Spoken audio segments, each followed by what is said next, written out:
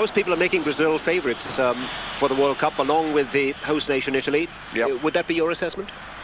Yeah, I don't think that's too far away. I think there's about 6 or 7 countries now. I don't think there's one outstanding team. But if you look at, obviously, the Dutch, because of how well they won the European Nations Cup 2 years ago in Germany, the Italians with the home advantage, the Brazilians with all their players already playing in Italy, West Germany, obviously, you can never ever kind of put them to one side. They've got an outstanding side. You look around Europe, I mean, Republic of Ireland, Scotland, everybody's got a chance this time, and I think it's going to be a very interesting World Cup. There's no one outstanding team, so anyone can get through and get to the final this time. Obviously, I think we've got a good chance. Well, it looks as if East Germany will kick off, and Thomas Doll, the man flicking from foot to foot there, number 11 for East Germany. They'll be playing from left to right in the all-white strip. Brazil, of course, in those famous yellow shirts and blue shorts. And we're still waiting for the pitch to be cleared. The presentation, that's Brazil's manager, Lazzaroni. I'm not quite sure what the trophy is. Looks rather special, Don. Yes, it looks as though that player, whoever he is, has won the Footballer of the Year in Brazil, or it looks as though he's been given some special kind of award. So then, everything's set.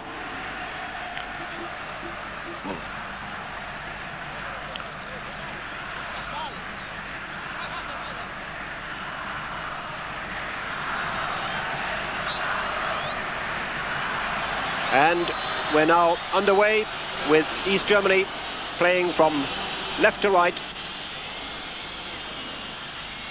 And the ball played back to Sammer, the tall centre-back.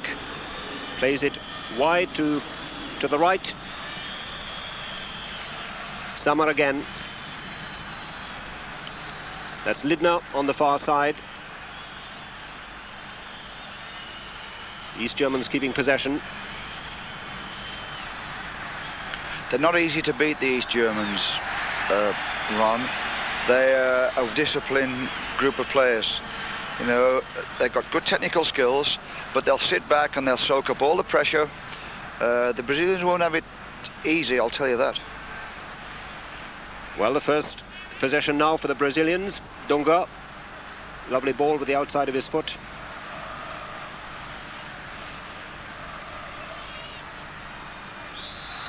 And the first free kick of the game as Dunga is bundled over.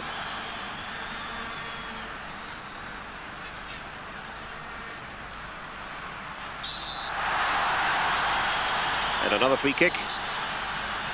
Kirsten this time, the man who did the fouling. Good running off the ball, and he was checked virtually by 3 East German defenders. It's not the best of places to give a free kick away against Brazil. Goalkeeper Heine organising his wall. Well, just 2 men, in fact. Now, what can we expect here? Often Brazil able to score from these situations. Well, it's the same man, Ron. It's the left back, Branco. And if you remember at Wembley, he took them virtually from any distance inside the English half. And, you tend to think, oh, no, he's not going to shoot from there. But I'll tell you what, more times than not, he got it in or around the target. Lovely left foot. And a lot of swing with the outside of his left foot. Well, the goalkeeper not taking the goal kicks for East Germany.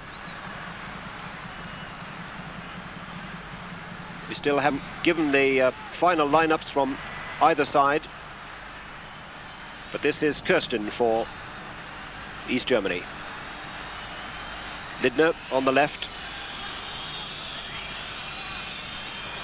No problems with that one. Brazil these days, Don, of course, play a sweeper system, which would seem very much against their tradition. They try and use it positively, though. I mean, he will try and come through the back, or they release one of their centre-backs.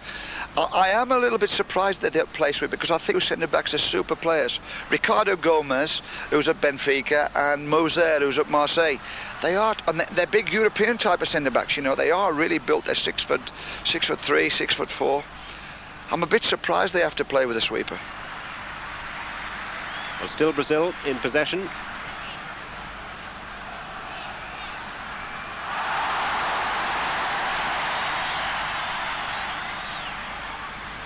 Kirsten again for East Germany, and they win their first free kick.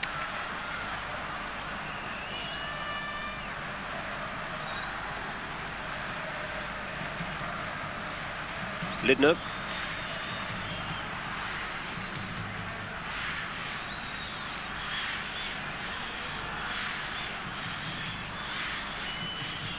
It's neatly done, but no problems for Taffarel. Branco. The two fullbacks are, the Brazilian fullbacks are good at attacking.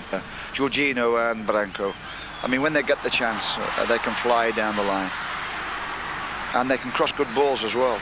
And the sort of system that they played on allows them to push on. Well, that's one of the things about playing with a sweeper. Your fullbacks can push in, and they can mark wingers tight, and then obviously they can go on the break.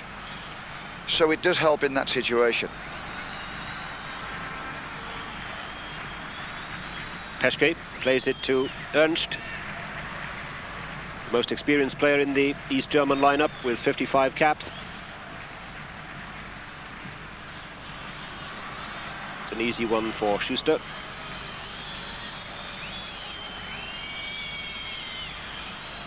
Very much the settling down period at the moment. Yes, well, both teams respect each other to start with, and they, as soon as they lose possession, they fall back in their own half. You know, in basketball style, really, they won't go and challenge for the ball in the opponent's half. They'll regroup in their own half and say, here we are, come and get through us. Alemão. And both teams are at the moment. This is Burger.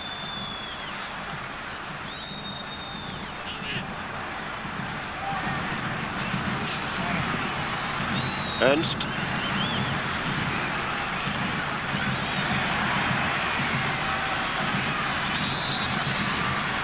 Free kick to Brazil. You'll find that quite a lot, Ron, is that the East Germans will build up down one side of the pitch, and then they'll hit a diagonal ball to the opposite side of the pitch, just to avoid the sweeper, just to miss the sweeper out, because obviously the sweeper can't be sides of the pitch. So they'll build up down one side and then switch it with a diagonal ball to the other side, as they did then. Still no real chances. Flags up on the far side. That's offside. The first real hint of Brazil pressure.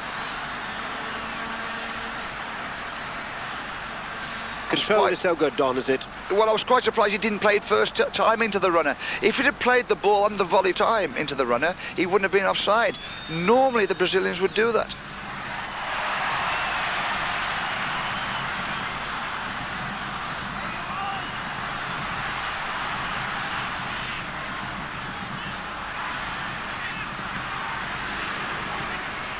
East Germans back in numbers.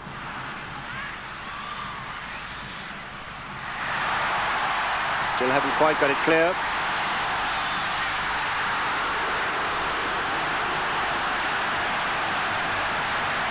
And now a chance for the East Germans to break. Stubner. This is a good run. Big Mozer did very well defending there. He held the player up against the touchline, kept him down the touchline, then stepped in and took the ball away.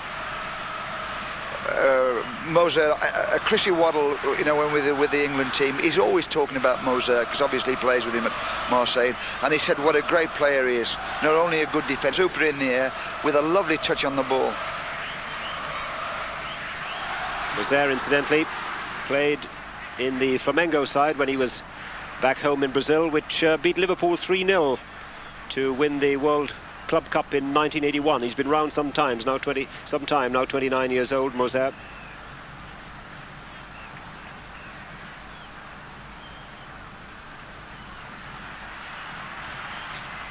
once more. Good defending there. That's Ricardo Gomes. That's the lad who plays for Benfica and will play in the European Champions final against AC Milan. I was very impressed with him at Wembley. That's why I can't understand all this sweeper business. I think the two centre-backs are super players. There they are now in the picture. This is big Mozer on the ball. Comfortable on the ball, knocks it about. Silas. Always prepared to attack defenders. Found a little space for himself. This could be interesting.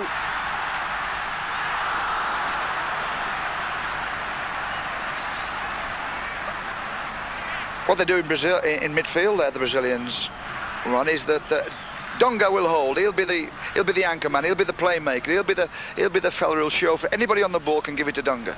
But the two fellas who'll make all the runs forward will be Silas and Valdo. You know, and they do really. They can do it both ways. They can run forward without the ball, and they can run forward with the ball, which for midfield players is a terrific advantage.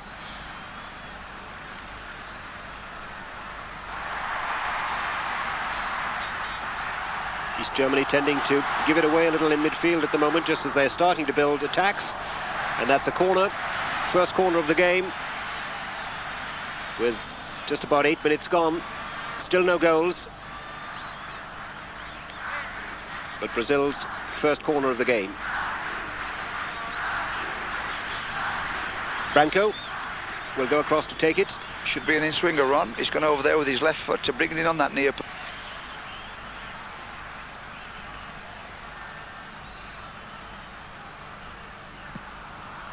Didn't really hit it well. Well, Ron, if you look at the pitch you see there, you've got all those advertising audience, and I know what life's about now in football, but the lad couldn't take the corner for advertising audience. He got no run-up. He took 2 steps now to kick the ball. They've virtually got those advertising audience right up against the corner of the flag. I mean, that's just getting carried away, that. So the through Brazil, which Jorginho takes. This is Mozer.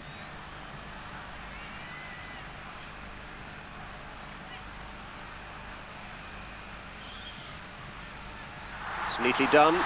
Silas. And a good tackle. Now that's good Brazilian play, where the ball's played square across the pitch, and then all of a sudden one player, as he's coming square patch, will play it in and go. You know, the square ball comes to him, he'll play it into a front player, plays 1-2 off the front player forward. That's good Brazilian football.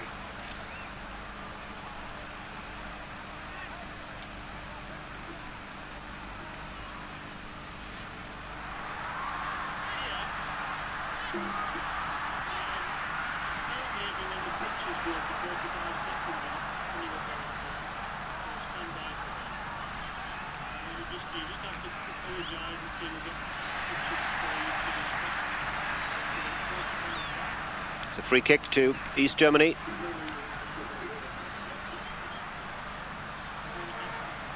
Well, there's the challenge.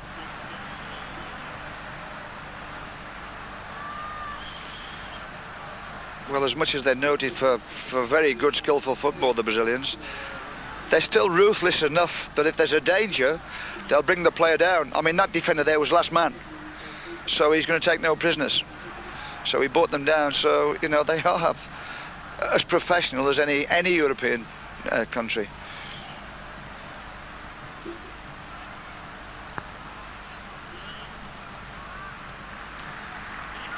Branco again.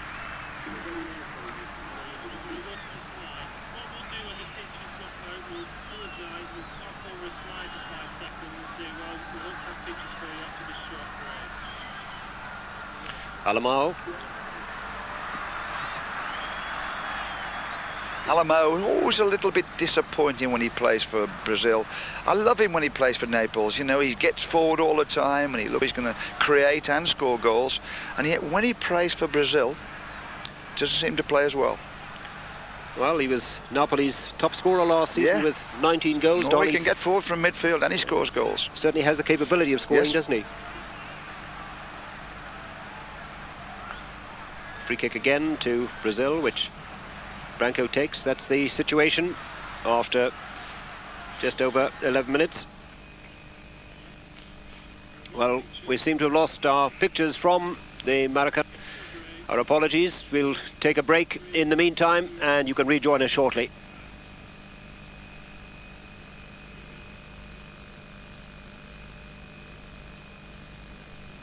Screen Sport is now available in English, French, German and Dutch. If you're watching the channel on cable and are not hearing the language you would like, please contact your cable operator. If you have your own dish, you can select the language you want to hear. English can be found at a frequency of 7.2 MHz. Français sur la fréquence 738 Hz. Die frequentie voor Duits is 10,02 MHz. Nederlands zit op de frequentie 7,56 MHz. Contact your dealer for further information.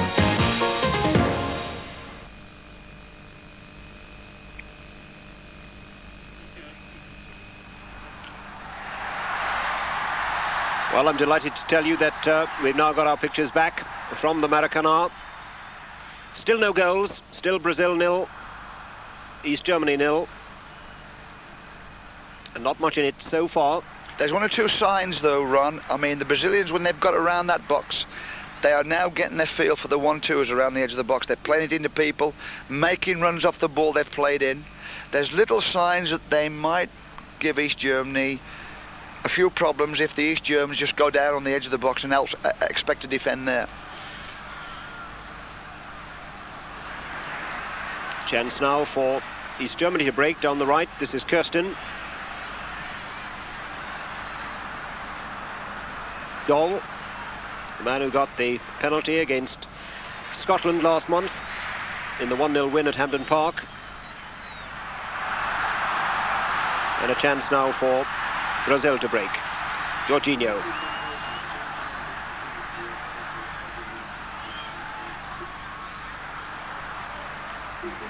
East Germany have defended well so far, though, Don. Yeah, they've been getting numbers back, mind. I mean, they're virtually only leaving one up. Thomas Dahl, someone like that. You know, they're getting at least kind of 9 men behind the ball, and they're not committing themselves out there. You know, they're only around the box. They're tightening things up. They are going to be difficult to beat. There's no doubt about that. Foul by Branco gives East Germany another free kick. This is Ernst, East Germany's most capped player.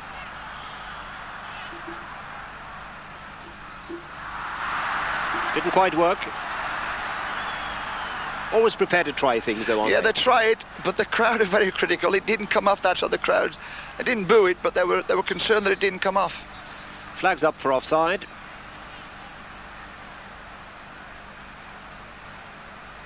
Taffarel, the goalkeeper. 25th cap he's winning tonight. Claudio Taffarel. He's one of the home-based players here in Brazil. Plays for Internacional.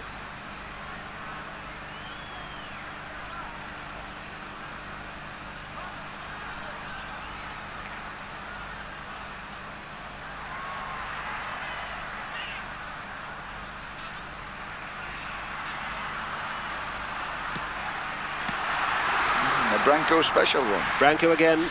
That was swerving.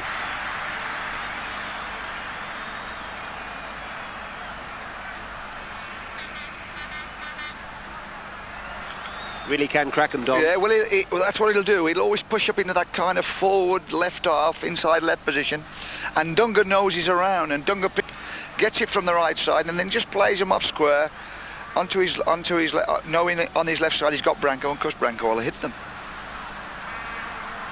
Dunga.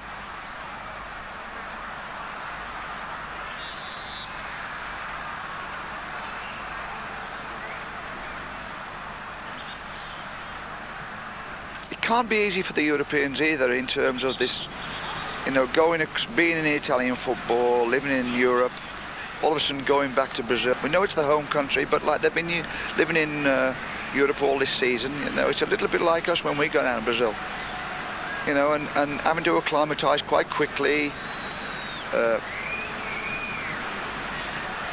Also having on their minds some of those European.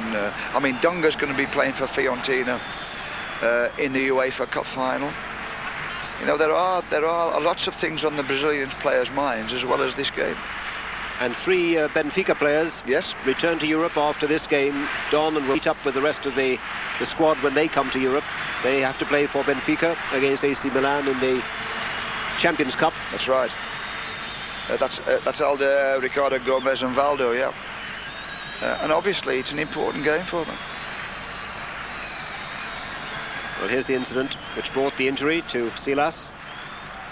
I think he really brought it on himself, I must say. Yes, yes. Tackle on Berger, the full-back. Well, there's no way he's going to control then. I mean, the ball was too far ahead of the East German player. I mean, the only thing he could do was strip the East German. And obviously he's injured himself. It's a silly tackle.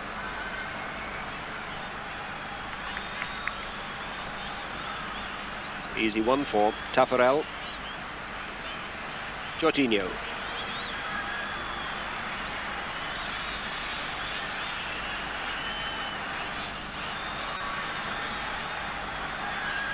It's a bit careless. Well, they always want to give it to Dunga, you see. I mean, wherever they go, if they can't go forward, they give it to Dunga. And sometimes they just expect him to receive every ball. Branco.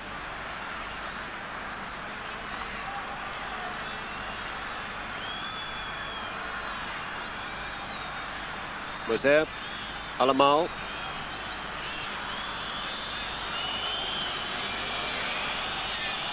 Crowd getting just a little restive. Yeah. Branco again. Sold Alemão just a little short with the pass. Dunga.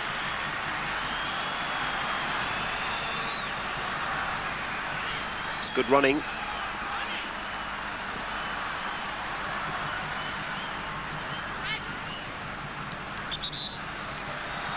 And that's a corner.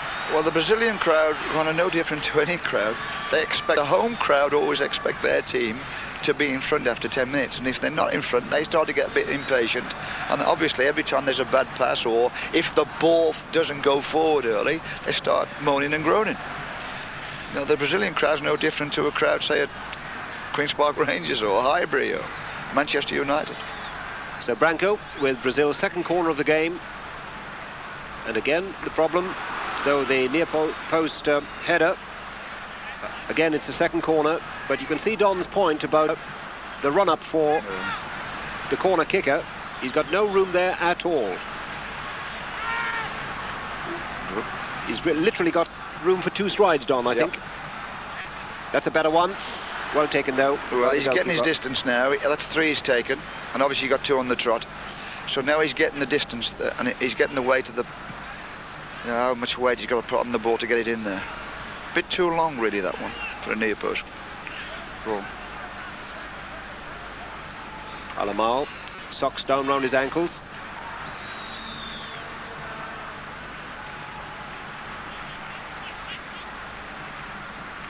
Dunga.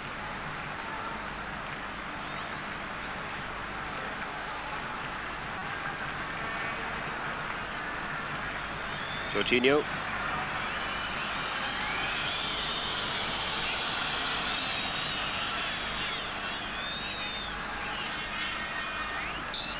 Foul on Branco. You see, the crowd wouldn't understand this, but you've got to play with patience.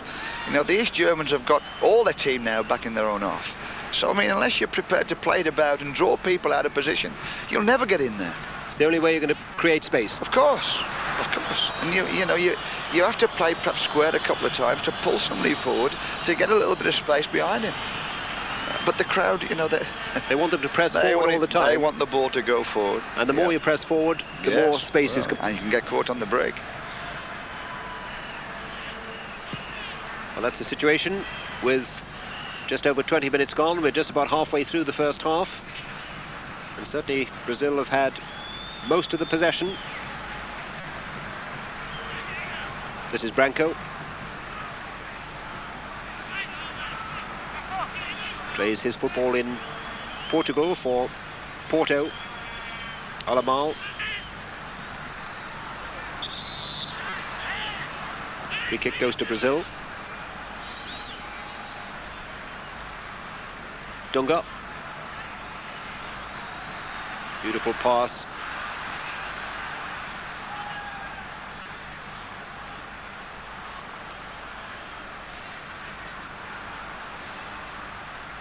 That's neatly done. And that'll be a free kick. Now this could be real danger for East Germany. That's what he said about Mozer. That's what Chrissy Waddle says. Like, he's made a hell of a good break there and got the board down on the edge of the box.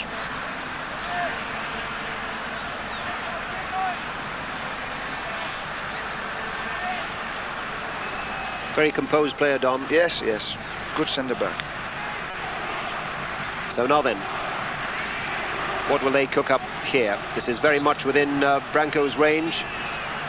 He's having a chat to it looks like Silas. Silas. Normally from this side it would be a right footer who'd bend it away from the keeper, back inside this near post. But Branco's there with the left foot. Well, they might have done better with that. Yep. Well, the East Germans were ready for that. They got the fellow who was charging the shot down. He got out there well.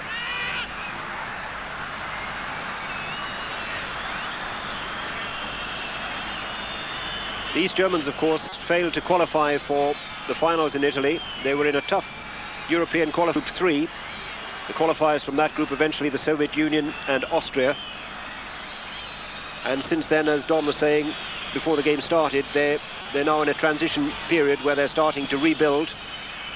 And certainly a number of their players will now start to look for clubs in West Germany. Doll already is due to go to Hamburg in July.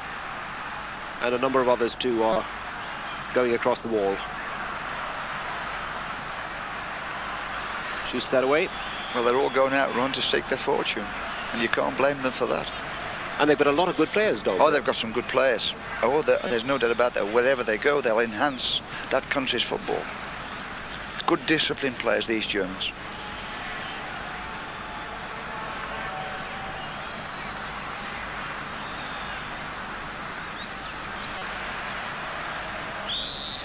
Foul on Silas.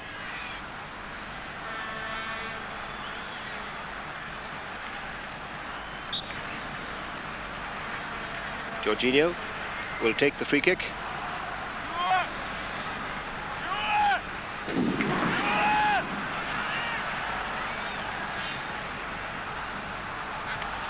Well, no problem with that one. Well, it looks to me it's typical of when you've brought players together in the international team last minute and they've come in from all over the world. You know, you're trying to get a kind of a pattern together. You perhaps haven't got time to do all your dead ball situation. You know, you've got other things, you know, that can wait. So every time they have a free kick or a corner, it doesn't look as though there's too much organisation. And set pieces always a sign of organisation, Don, aren't they? Very much no matter so. how talented the players you may have at your disposal, set That's pieces, right. it's That's really when all about organisation. That's when you can see if the coach has been working.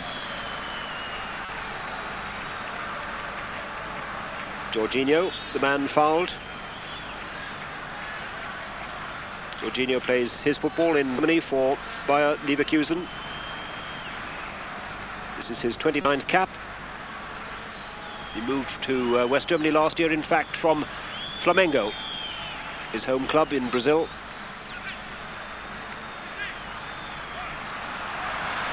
Silas.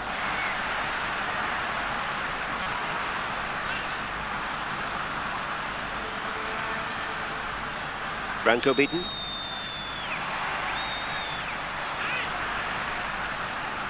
Jorginho. But the two fullbacks really do push on, Don, don't they? Yes, they do, yeah. And Dunga is very clever at bringing his fullbacks into the game. You know, he'll take it from the right back and he'll change the play into the left back and vice versa. And if a centre-back breaks out from the back, he's a very clever player, the midfield player at that. We might criticise him in this country for not playing forward enough, but he's playing square to get people in there. Alemão. But again, the East Germans back in numbers.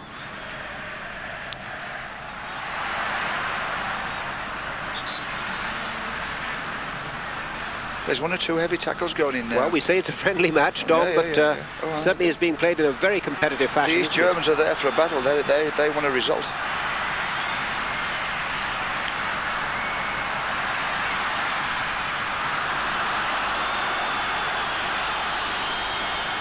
Branco. Dunga.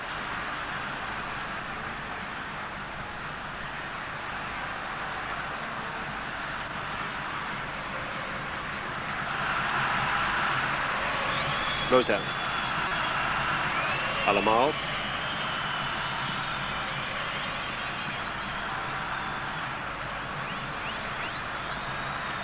Stubner gets it clear for East Germany. This is Herzog.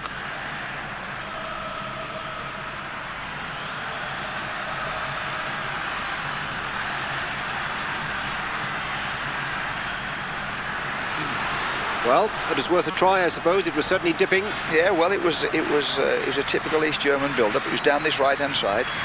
Then the change of play ball, the diagonal ball went in. I think it was the East German left back who got up there, and he came inside on his right foot and took a shot at goal. It's that type of thing that just might make a goal. Alemão, little space for him.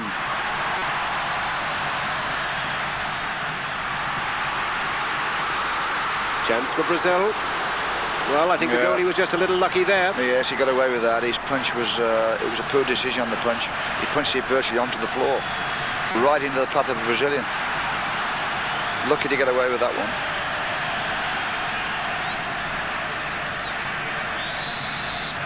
But it was the first time we saw Almao. You know, he came forward and he beat someone.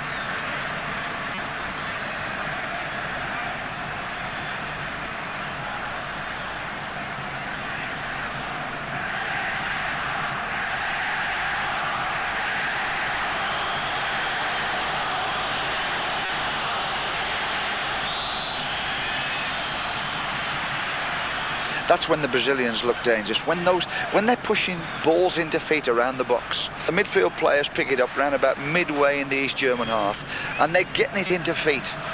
And they're clever at receiving it and turning on it, playing 1-2s off it. That's the balls that count, and obviously they're going to get free kicks off it as well, because in the turn he's getting fouled. Well, then, this free kick certainly is the right side of the area for Branco, Dom. Yes, it's Branco's side. Yep. With the left foot. Yes, he'll drag it across and round. We don't seem to be too happy with the ball, though, whether it's gone a little soft. So a new ball produced.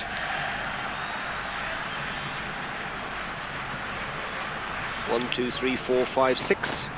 7 West Germans in the wall. Goalkeeper lines it up, but this surely will be Branco with the free kick. Getting men in the wall to blind the goalkeeper so he can't see it. They'll get out the way at the last minute, Ron. So Branco. Good wall. They look well organised in defence. Oh yes, oh without a doubt. You can bet they knew. Obviously they knew that when they're playing the Brazilians, hey, these free kicks around the box. Let's make sure we get a good wall up. Well, they'd have spent some time organising that. So Brazil's 4th corner kick of the game, but the first one from this side, which Silas will take.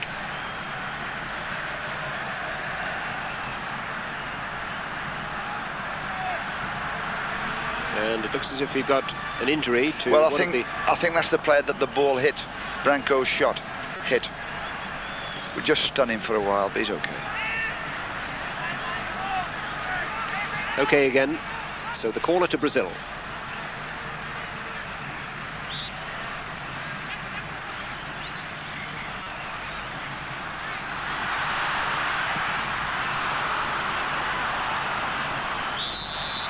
It's another free kick.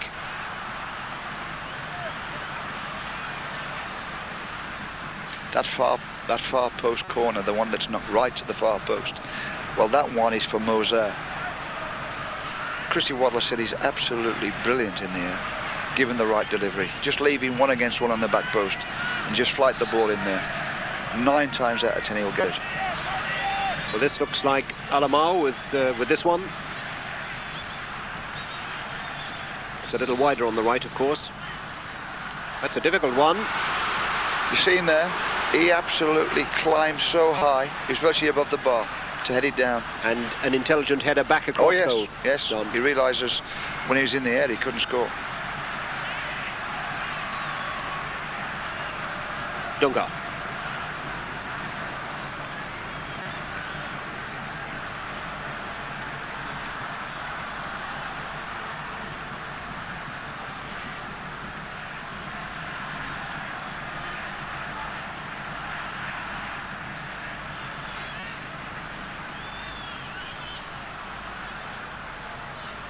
Dunga. Alemão. It's neatly done.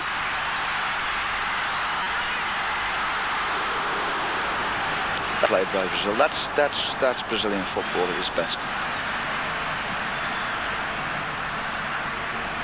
They play those little 1-2s so sharply. Yes, that's right. And they get the little twists and turns.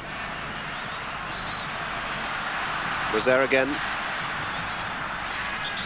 He was a little disappointing in the match against England at Wembley, though, Don. Yeah, he seemed very quiet, yes, that night.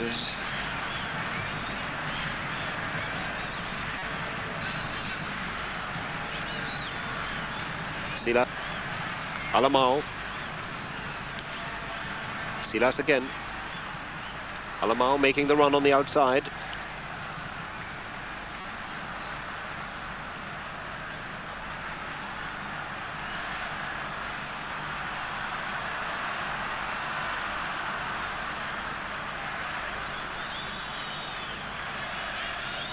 It's good to see that running off the ball, which is a trademark of Brazilian football as well. The running off the ball times is absolutely brilliant.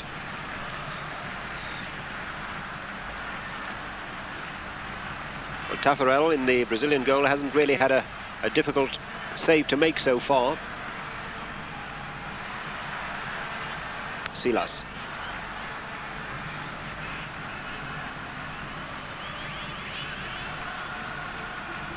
Dunga. Alemão. Again.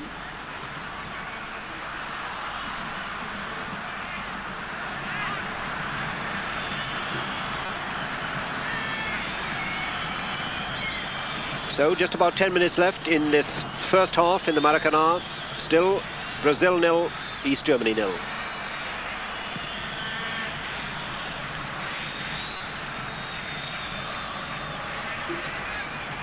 That's the situation.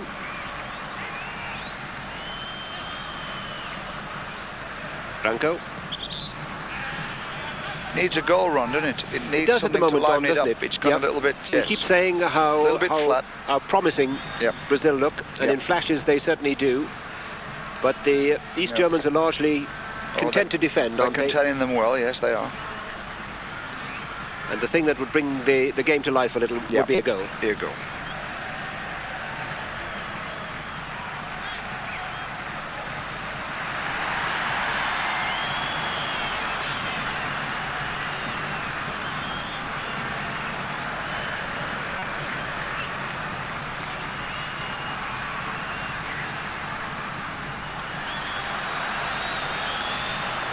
If they have got a weakness, the East Germans, in defence, it is that ball in the air. You know, I know it's not the Brazilian style to kind of hit back post crosses, but 2 or 3 could help, because they might not win the cross, but the header away won't go that far. They could something from there. So Branco with a corner. Awkward one at the near post, but this time it's a goal kick. Yes, the intriguing thing is, Don, that so often we think about the neat little moves around the box which might work, and yet so often it is that ball which is played in high which can be so much more effective. Route 1, they call it. Ron. Yes. Well, I mean, as daft as it seems, you know, you get some defenders who technically defend in a super, but can't head the ball, you know, and that's the thing that will find them out.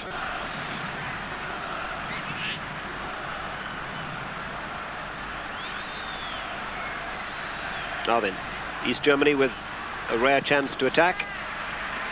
Tackle was a good one, though. That's why everybody's looking for the English centre forward, as we so-called, you know, the Mark Hateleys, the players like this who have gone abroad.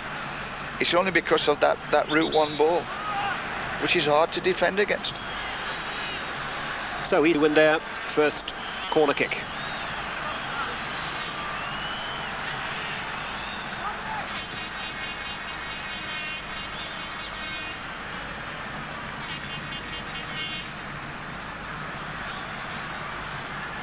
It's a good ball inside the full-back. And the throw goes to East Germany.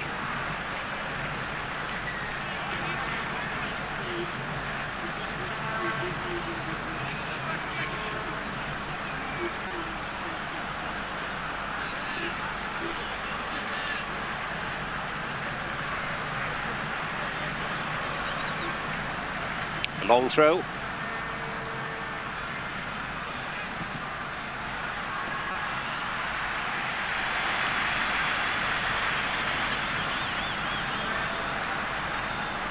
Silas.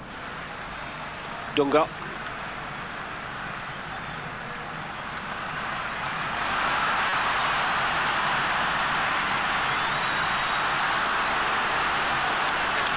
Branco. Difficult one to the far post.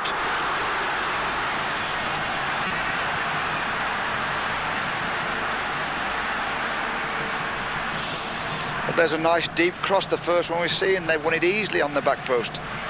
Somebody gets on the header back across goal, they score a goal.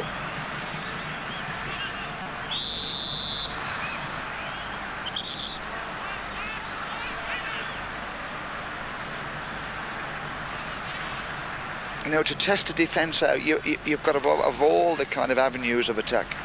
You know, it's not just a case of a good 1-2 or a dribble. It is the cross.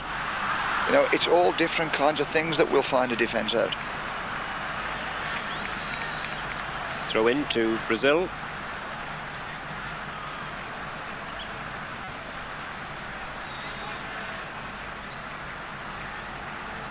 Branco with the throw.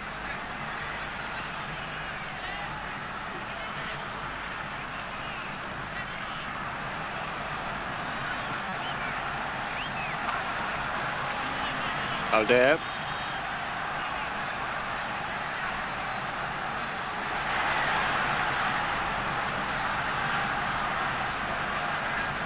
Alemão.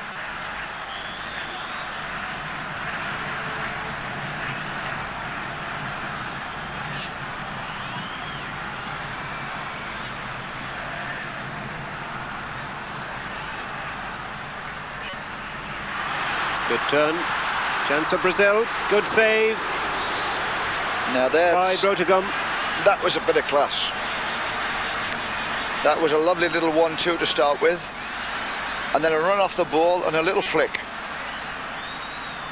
Nice turn on the edge of the box. Everything was right about it. And Rotterdam did well to save it.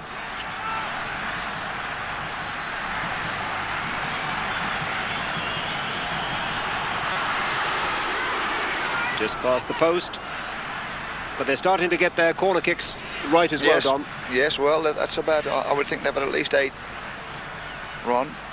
You know, it gives the kicker a chance to kind of measure the distance and get the right weight on the ball.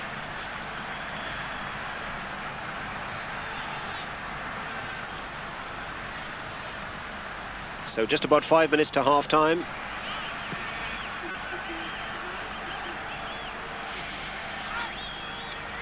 Branco with the header.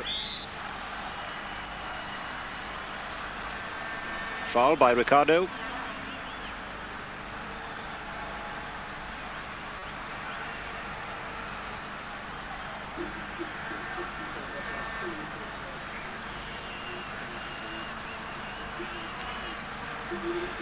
Ernst with the free kick. Stubner. He's done well. Takes on Branco. Ball still in play.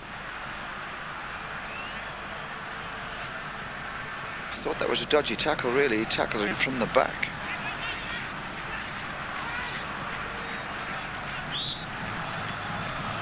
Flags up.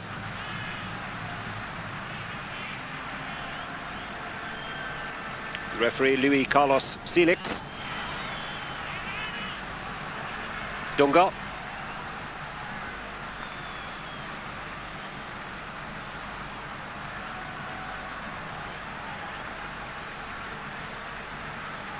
Jorginho.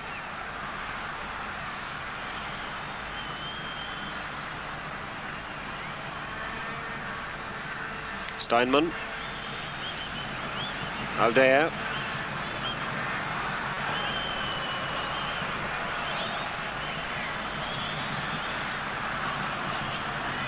Looked like handball by Careca, but the referee waves play on. Alemão, and it's there. The first goal for Brazil, and it's Alemão who's got it.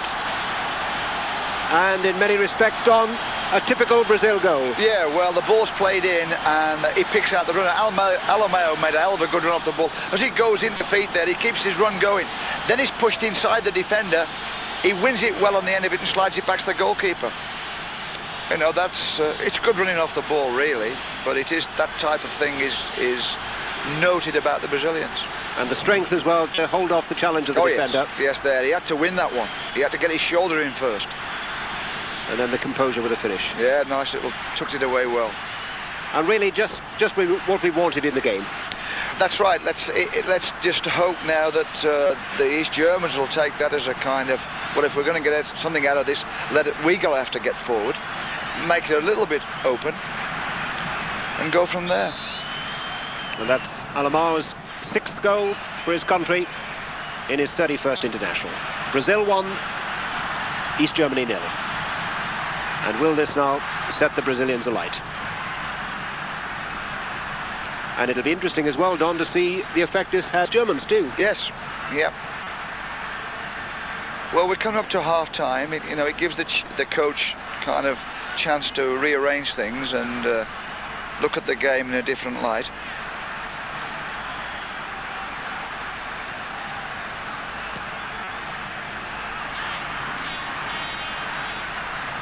It's a good turn by Steinman. Wins the free kick.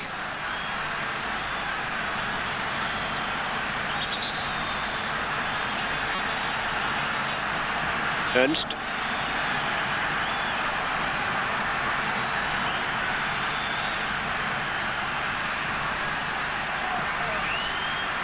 Well, it's a little ambitious.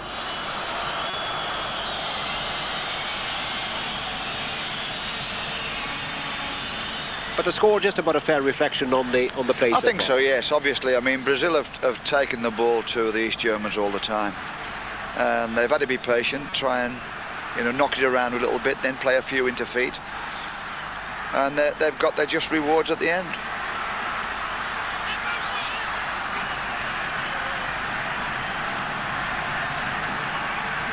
Stubner to Borger. Jorginho does the tidying up. When they've got forward, the East Germans, and they've run at the Brazilian defenders, they look as though they can get in. They just don't get the numbers forward. Well, they may be a little more ambitious from now on, yep. Don, certainly when they get back in the dressing room and regroup and reorganise things a little bit.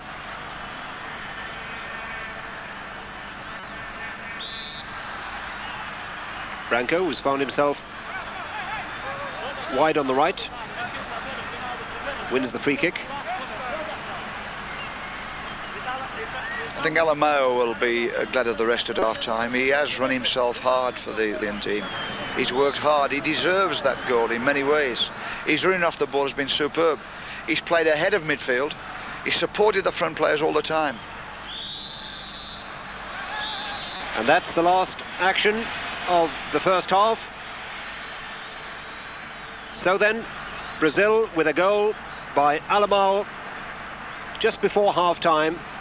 That's the situation. Brazil 1, East Germany 0. Rejoin us here on Screen Sport for the second half.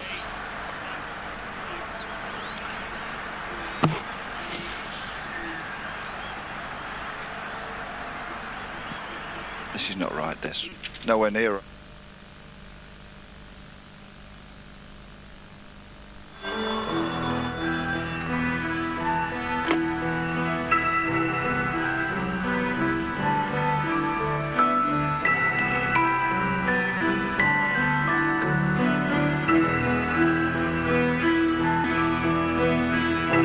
Life is full of decisions, some of the head, some of the heart.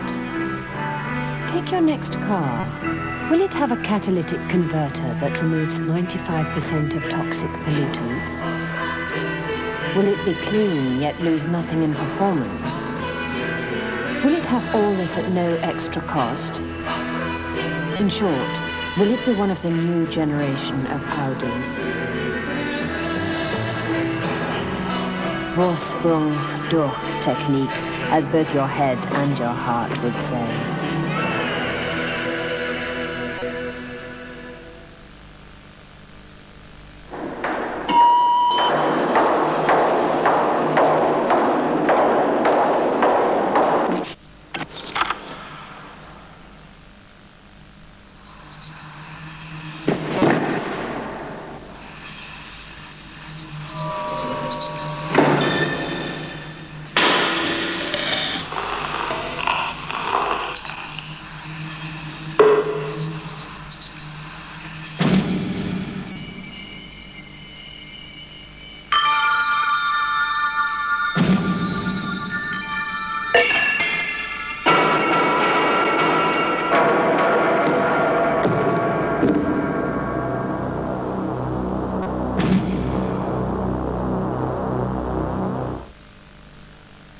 Football. Football. Give me football. I need football. Football. I need football. World Cup fever. It's very bad. Football. But these should cure it. Collect special packs of Smith's Crisps, Quavers, Monster Munch, Salt and Shake or Squares and get a free World Cup video packed with great moments of world soccer. The greatest players, goals and gaffes, free on video from Smith's. The 29 Winston Cup Series is exclusive to Screen Sport. From the high-speed banking at Daytona to the half-mile at Martinsville, via the road courses at Sears Point and Watkins Glen. In 1989, the series produced $5 millionaires. What will 90 bring? And now, the race with no points, just money. The $1 Million All-Star Winston Weekend from Charlotte. Saturday, the 26th of May, on Screen Sport.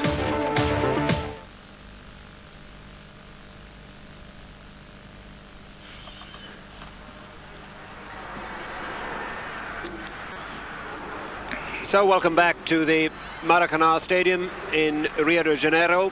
Brazil 1, East Germany 0 is the half-time score.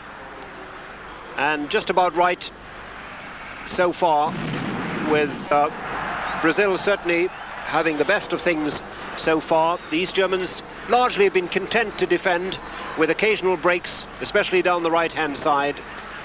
But Brazil more and more were starting to get their short passing game, especially in the final third of the game, together. And one or two near misses we had before the goal came, just before half-time. The nearest Brazil came to a goal was just about halfway through the half. And it was a brilliant save, in fact, by goalkeeper Ruttingham, which kept the East Germans in it. But that, a rather typical Brazil moved on. Yeah, the ball into feet. The man on the edge getting turned, laying it into the run up the side of him. Good shot and a good save.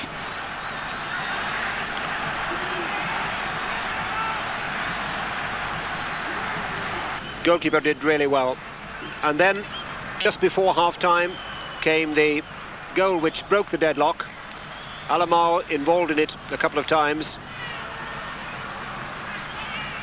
Kept the run going. Held off the defender, and there in the corner of the net. Well, I think he's been one of the Brazilians' outstanding players, mainly because he's been playing positively. You know, he has been trying to play in a forward midfield position. He has made a lot of runs off the ball. All the balls that have been played into feet ahead of him, he's gone on to and gone and supported and gone past, as he did there, to get on the end of that ball. And he was very determined at the end of that. He has to fight for that one there. And slides it away beautifully inside the far post. It's interesting that Don Howe was saying earlier on that often Alemão has disappointed in a Brazil shirt, hasn't always shown the sort of form that he shows for his club side Napoli in Italy, Don. More times than not, Ron, they put him on the bench. They bring him on in the second half. He's always impressed me. So then, 1-0 Brazil lead at half-time.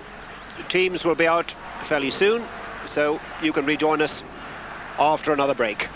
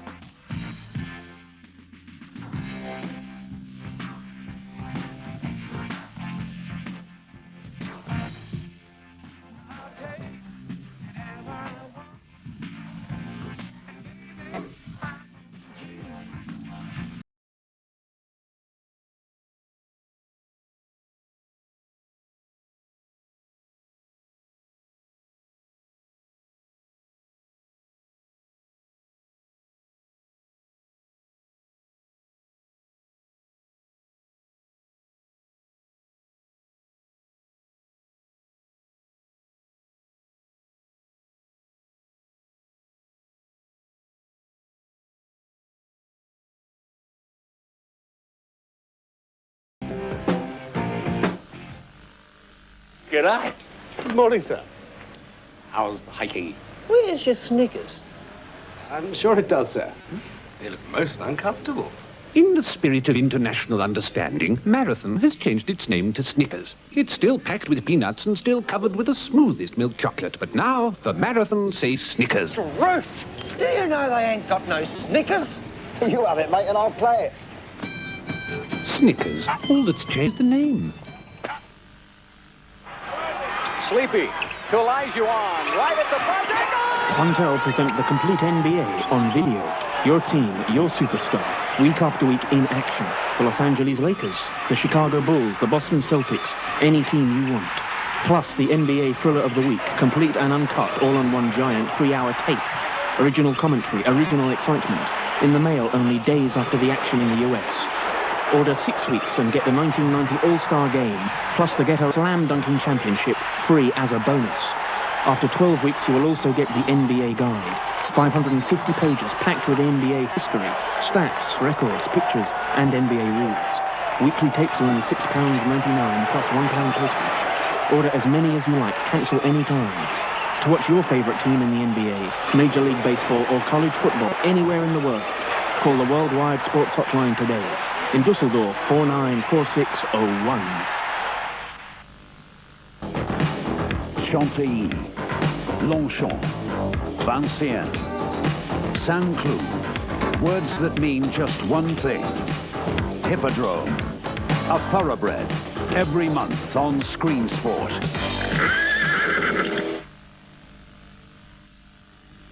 At this time of year, the Sport of Kings prepares to don new headwear, the Triple Crown. 3 races stirring memories back to the 1870s. 3 names known throughout the world.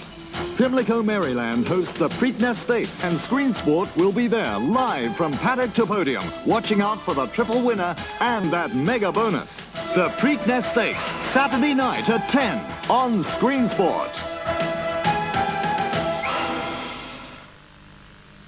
Screen Sport is now available in English, French, German and Dutch. If you're watching the channel on cable and are not hearing the language you would like, please contact your cable operator. If you have your own dish, you can select the language you want to hear. English can be found at a frequency of 7.2 GHz. Français sur la fréquence 738 MHz. Die frequentie für Deutsch ist 7,02 MHz. Nederlands zit op de frequentie 7,56 MHz. Contact your dealer for further information. Land, sea, and air. The only limitations imposed upon sport en France. Every month on Screen Sport.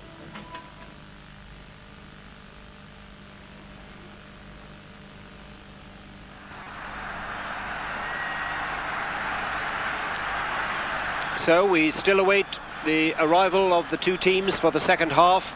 Brazil leading East Germany by 1-0. Alemão's goal just before half-time. And a reminder that this is Brazil's last game on home soil before they leave for Europe and their World Cup campaign in Italy.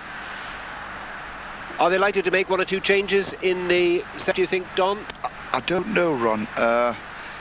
He's got to be thinking about that. He's got to make his mind up now quite quickly on his 22 to go to the World Cup.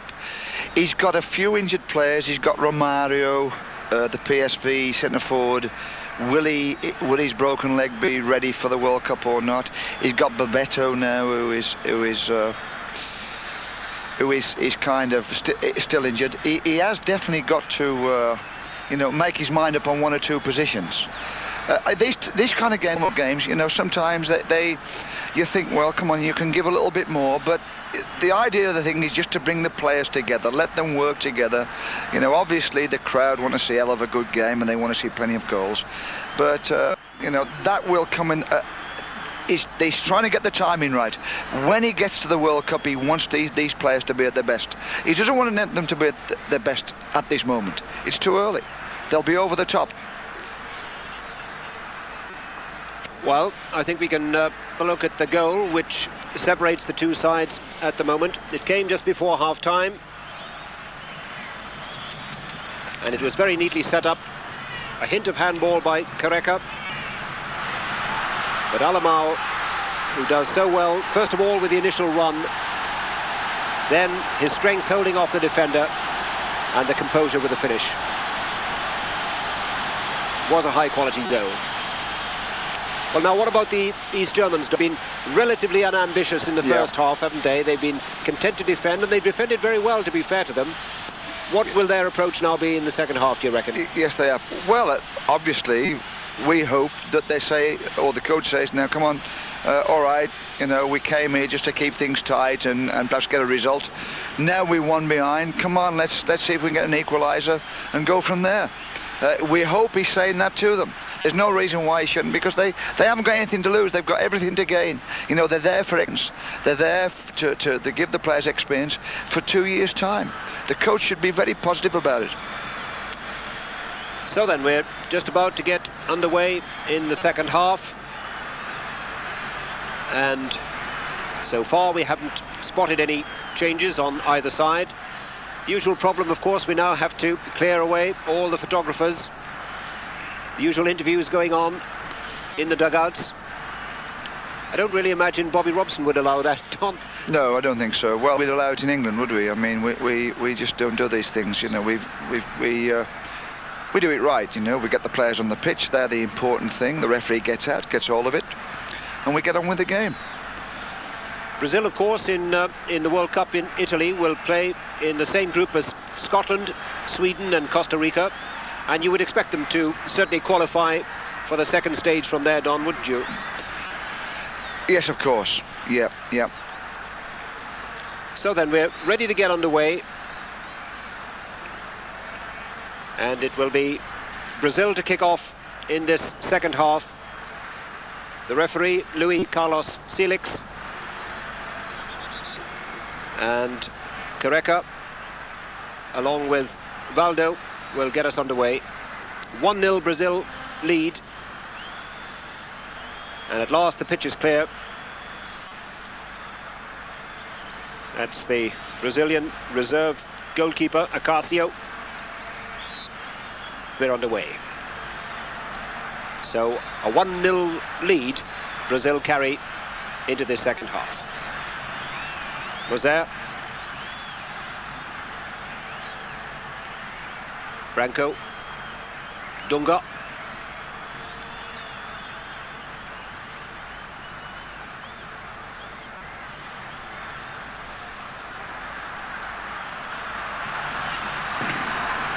Good break down the left.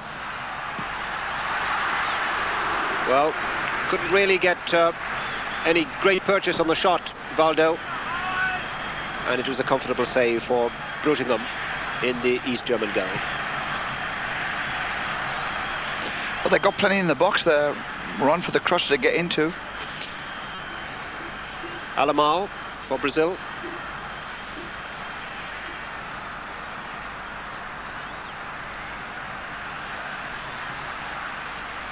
No free kick.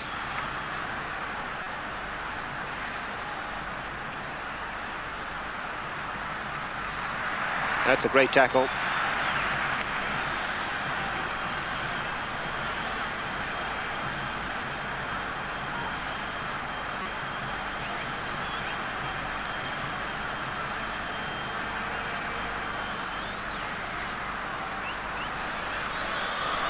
Herzog gets it back again, Bruggenham. This is Herzog. Steinmann. Linde.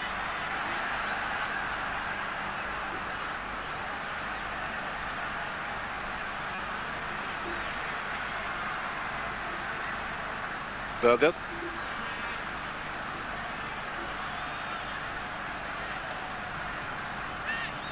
Ernst. Well read though by Mozer. And the free kick given. Well, at least run from the signs here, at least the East Germans are getting numbers forward. You know, we're getting more players, the ball's going forward into the Brazilian half, and we're seeing plenty of white shirts around the ball. So certainly danger now for the Brazil defence. And it's there. The equaliser. Very as if it was Thomas Doll who got the ball back across goal. That looks a weakness. I mean, the Bulgarians got it very similar. The ball to the back post, nobody marks, headed back across the goal, fella on the near post comes in, flicks it in. All the fella did, all the centre forward did was just pull away to the back post, and he got free, look.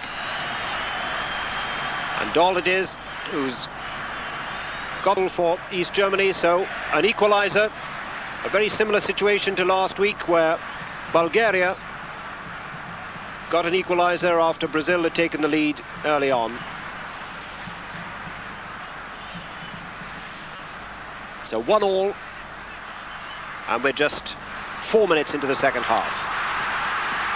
Oh, that's a great save. Well, Perry Brutingham is winning just his 3rd cap for East Germany. But that really was a fine reflex save, Dom. Yes, but it was a kind of a low cross, and then a run from the back up behind the ball again. Nice shot. They did well to get it over the bar there. Careca with a shot, and Brazil's first corner kick of this second half. Branco. Aimed long. Mozer gets it back across goal.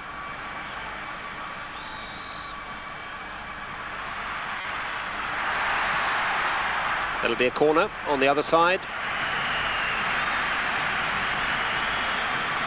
Here he comes to the back post, Mozer. They're firing the balls at him now on this back post.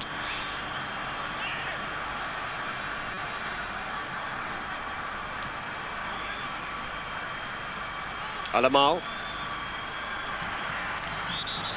And a wall of white shirts coming out as Alemão flicked it over the first man. Has a little word with the referee, but the free kick given. Flag was up for offside.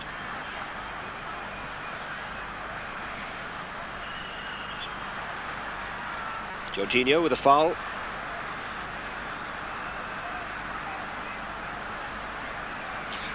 Well, let's just hope that the East Germans kind of say, well, yeah, we can score goals against the Brazilians. Let's keep getting forward now. You know, they've come out in the second half and said, come on, let's get numbers forward. When we get possession of the ball, and we get the ball in the Brazilian half, let's get players forward. Let's just hope they keep it going. Ernst. And certainly the reaction of the home crowd will be interesting.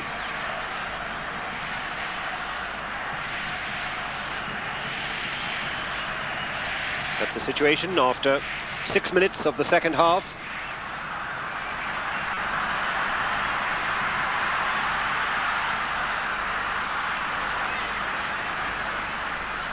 Jorginho.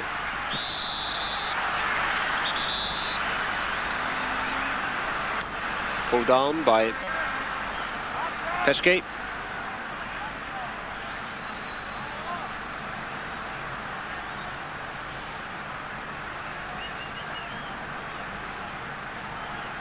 The game has been highly competitive throughout, Don, isn't it? Oh yeah, I mean the tackles have been going in. I mean you wouldn't say that you know, it's been a kind of a friend its way. I mean, when both teams have put their foot in when it's come to trying to win the ball back. And I suppose, as far as Brazil's build up to the World Cup is concerned, they couldn't really ask for a better test. No, I mean, obviously they're going to play these type of games in the opening part of the competition in the World Cup, where people will be highly competitive and they'll defend the goal and they won't give anything away. They won't want to be beaten. So it's, in that respect, it's a good practice. So then, this being lined up from some 30 yards by Branco, and he's certainly capable of hitting the target from here.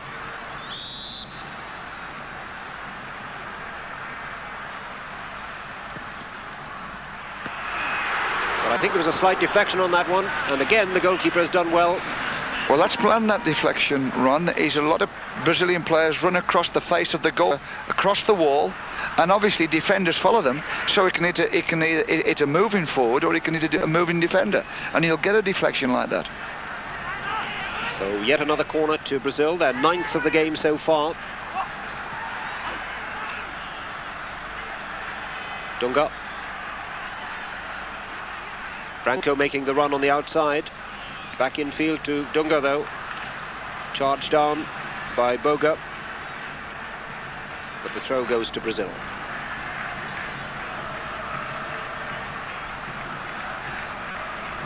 Benched.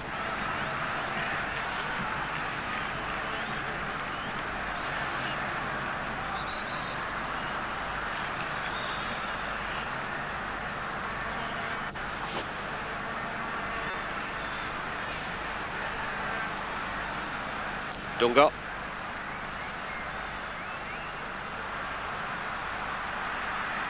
Valdo.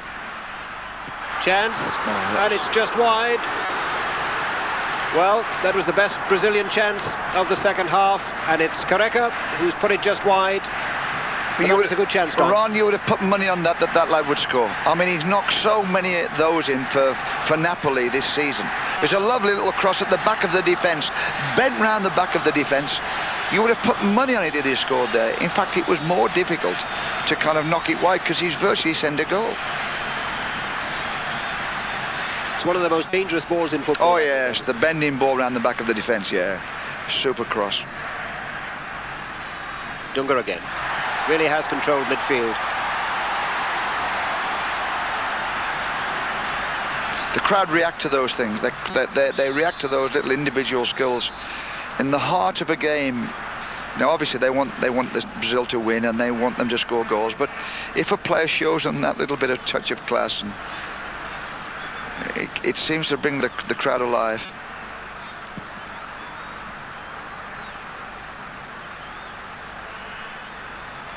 Throw to Brazil.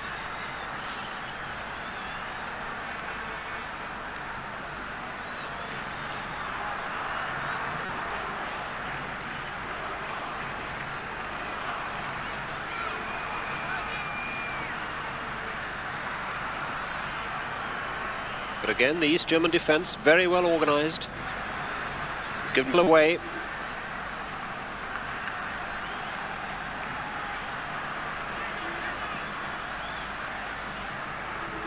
Schuster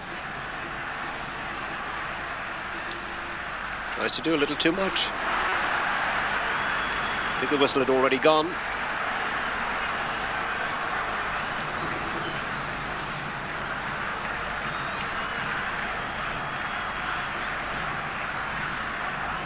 Jorginho to Dunga. Alemão, little space for him. Branco, lovely cross. Careca.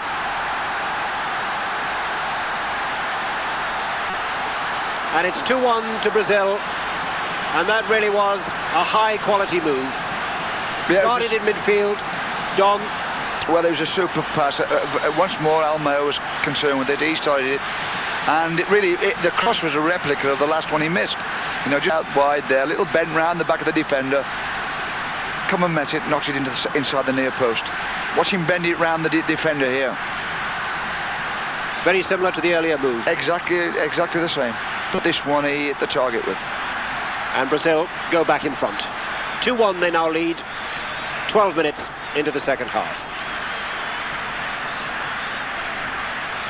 And of course it's brought the crowd to life.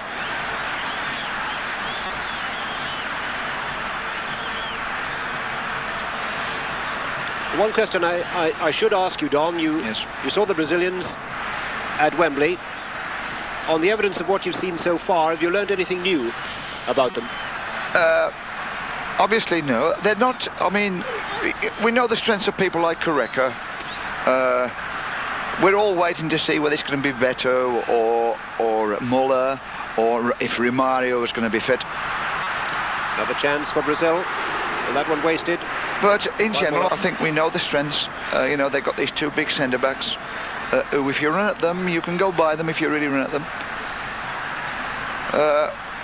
We virtually know the situation. We know Dunga's the playmaker in midfield. He's the fellow everybody passes the ball to. Alemão, for me, really is when he's played kind of pushed on forward and he plays just in behind Careca, you know, and he's supporting Careca and he's picking up balls behind the East German midfield, then they start to create chances. He's the one who's impressed me. He'd be the one who I'd say, no, hang on, if you know he's playing, we better watch him. Well, he's got to do a bit of defending now. This is Doll, and there's the man making the tackle, in fact, Alemão.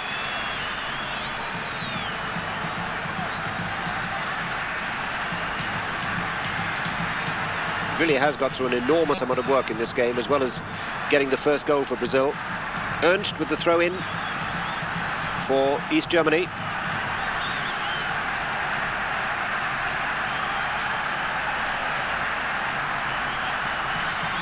East German throw again.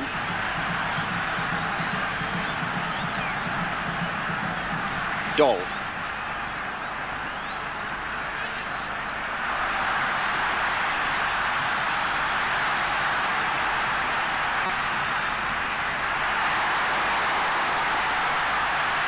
Careca.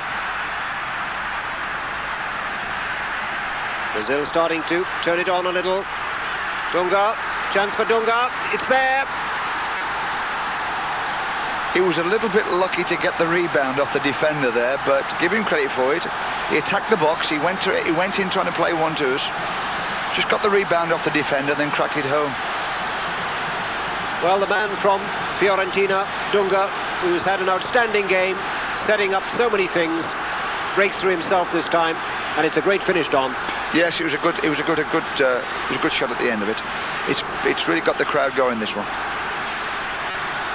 There's the little bit of luck. Yeah, broke for him. But Broughtingham in the East German goal, no chance at all with that one. And it's 3-1 to Brazil.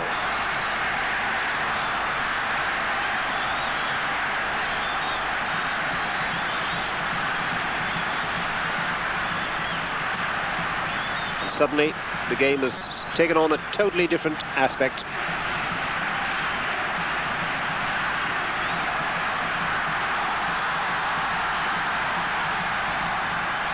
Branco.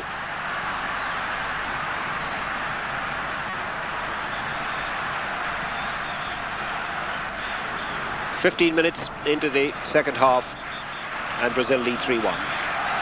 And it's turned the whole game round, Don, isn't it? Yes, it has. I mean, they have been two. I mean, there could be 4-1 up with the head of the Careca miss, but you know, they've been super goals, and obviously goals do make a match.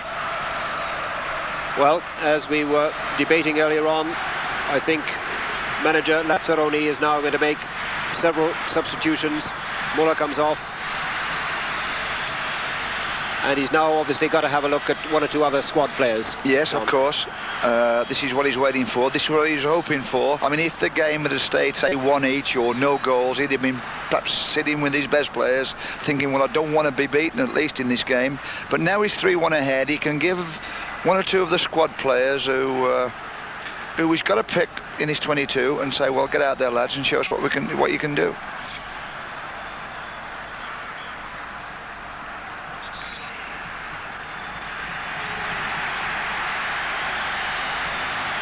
And there's no doubt about it, the World Cup is about 22 players.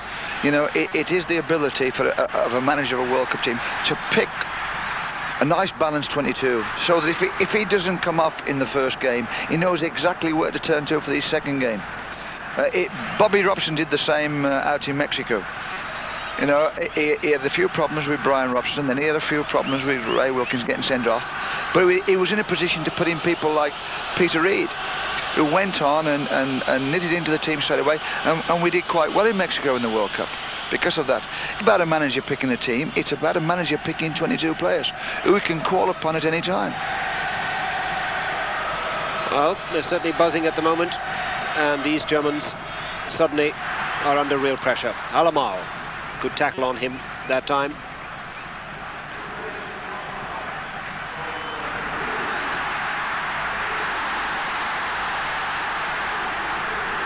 It's a great cross.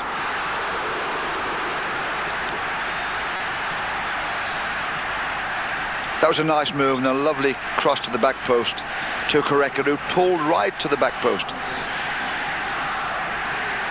And the header. I think he's tried to just loop the keeper, just kind of stick it over the keeper to drop inside the far post. just got it wrong. It's a clever bit of skill, actually, wasn't it? Oh, yes, yes. Well, from that distance, it's the only type of header that could beat a goalkeeper.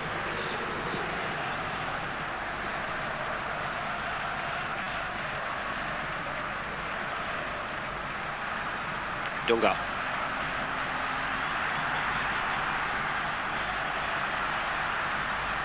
Jorginho. Needs support from behind.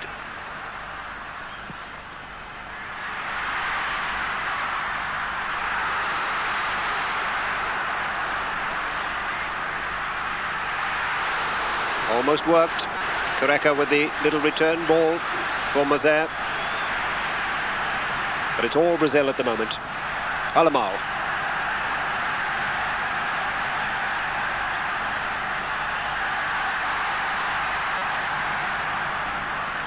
Well, they're all joining in now, Ron. I mean, that's...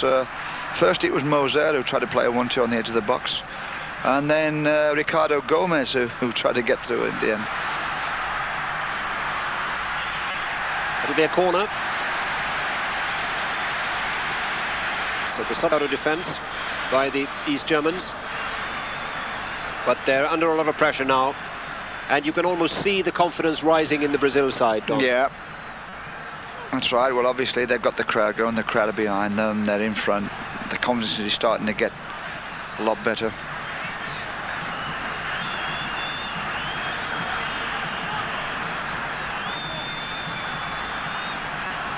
So the corner to East Germany. 3-1 Brazil lead.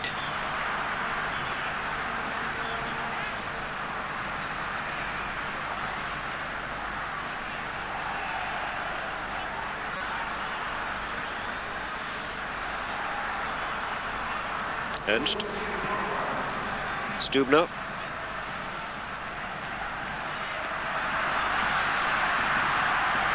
Back come Brazil again.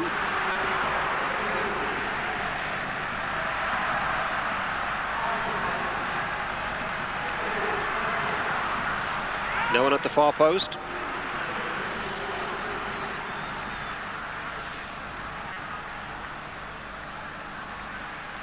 Dunga. They seem to be getting more players forward in number now. Yes, yes. They're very clever at making runs from behind the ball. You know, the ball gets up to front players and he holds on to it, just waiting for a run to come from behind him. And just as he gets the timing right, as the players kind of gets up to him, he slips him forward, sitting in behind the defenders. They're very good at that tactic, the Brazilians. Making runs from the behind the ball. So we're just about halfway through this second half in the Maracanã Stadium in Rio. Steinmann for East Germany, but the flag was already up.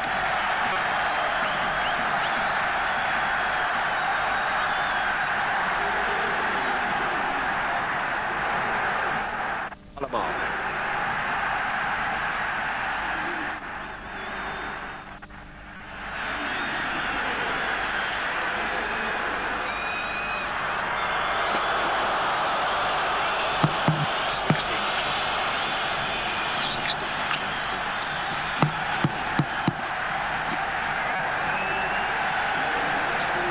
Dunga.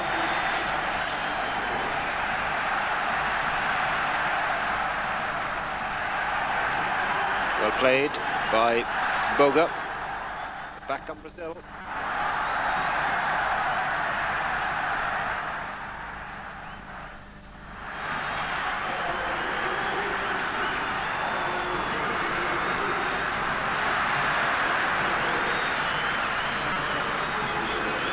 Referee plays the advantage. Now then, chance for East Germany. It's a good save by the goalkeeper, but it's a second East German goal. He was very unlucky there, Taffarel, because his first save was a good one. He came out, he stood in, and he made his challenge at the right time. He was unlucky that he got it back. He went back to an East German who was following up the attack. Ernst, the man who's got it. The run by Kirsten takes him clear. Good save by Taffarel, a little unlucky, but Ernst following up makes it 3-2. What happened there on the halfway line was Dunga was behind his centre-backs for some no reason, and he was playing the man on. So the Brazilians pushing forward, caught out, and there's always that danger, isn't there? Well, that's right. I mean, as desperate it seems, you know, they're not mugs, these Germans. They can come back and get 3 goals as well as the Brazilians have. So we've got quite a game on our hands for the last 20 minutes. Brazil 3, East Germany 2. This is Thomas Doll.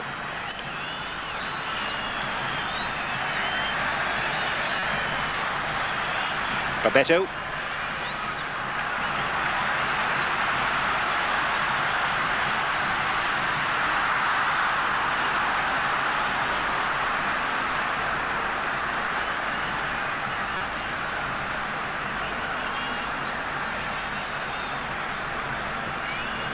Doll.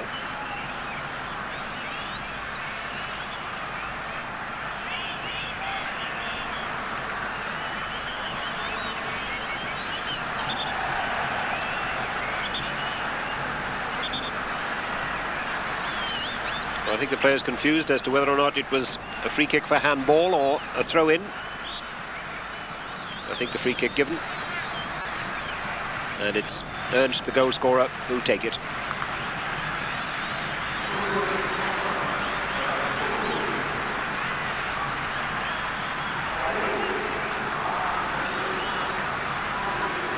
Dunga.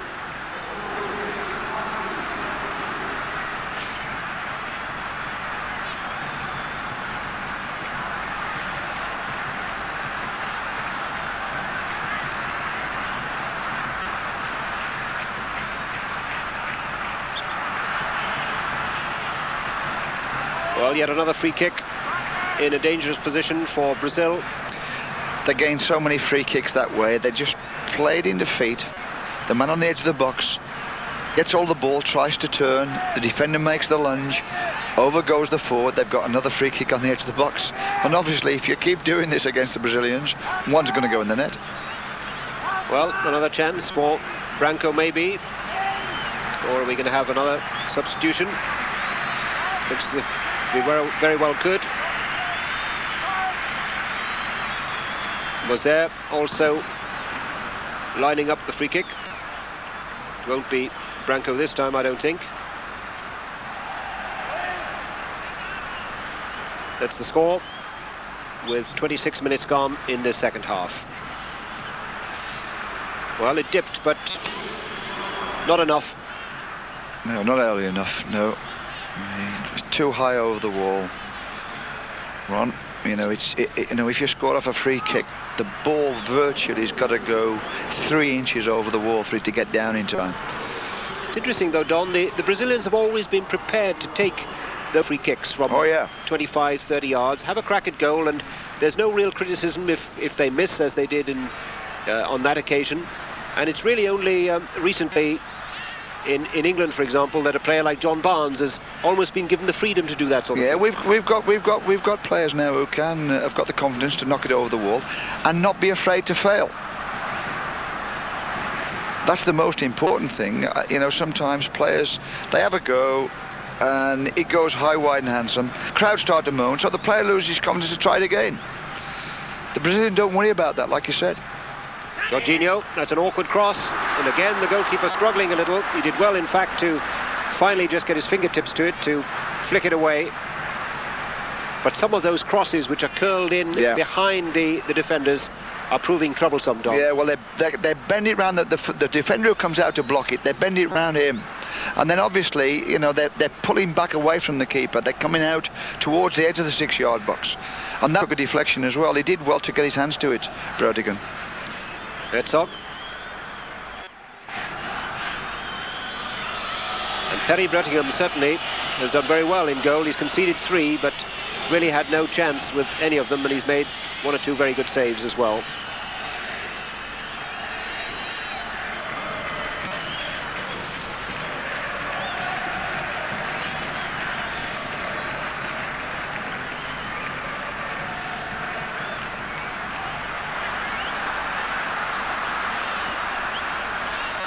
Flags up, offside.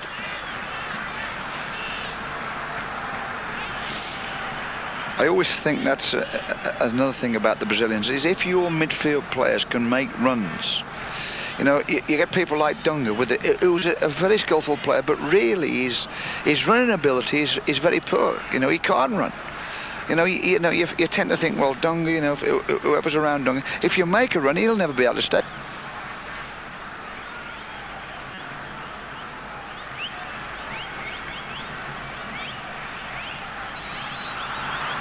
Well, the little dummy from Bebeto didn't quite work that time.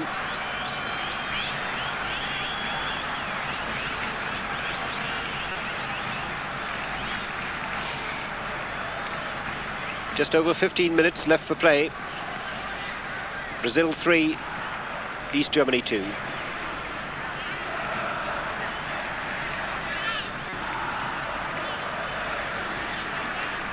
Jorginho.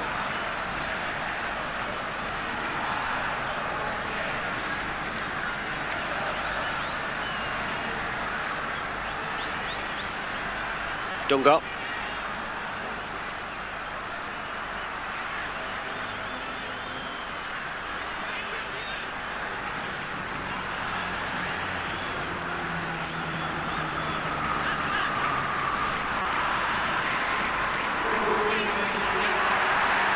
Cleverly done. Men at the far post. It's a free kick. Given away by Jorginho.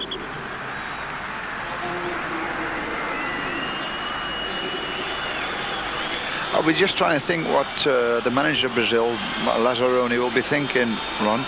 He obviously he's got to be in. They got 3-1 in front, and they're starting to look as though they're going to play well. And then he's got to think, well, but at the same time, we look vulnerable at the back. If people run at us or they make runs from midfield, you know, there are goals at the other end. So in one area he's being lifted, in another area he's still getting question marks. Yes, it's interesting, Don, because Brazil traditionally, in the past anyway, have always been prepared to concede goals on the basis that they'll always score more. Yes. But the game has changed a bit, hasn't it? Yes, it has. Bebeto for Brazil. Oh, well, that could have been a fourth. It was beautifully set up for Valdo, and he did well. Hit it on the volley. It was dipping. Good chance though, Don. Oh well, yes, it was. It was. He again. You know, he should hit the target. But it's that little 1-2 on the edge of the box. Yes, yes. It's the ball played in defeat on the edge that sets it all up. You know, and the fellow receives the ball on the edge of the box. He disguises it well because he might not play it back to the runner. You know, the fellow who plays it into him, who's making the run, he'll like use him as a decoy and play it off at another angle to another player coming in, as he did then. Well, that was Careca all the way back, helping out and getting the ball back to Taffarel.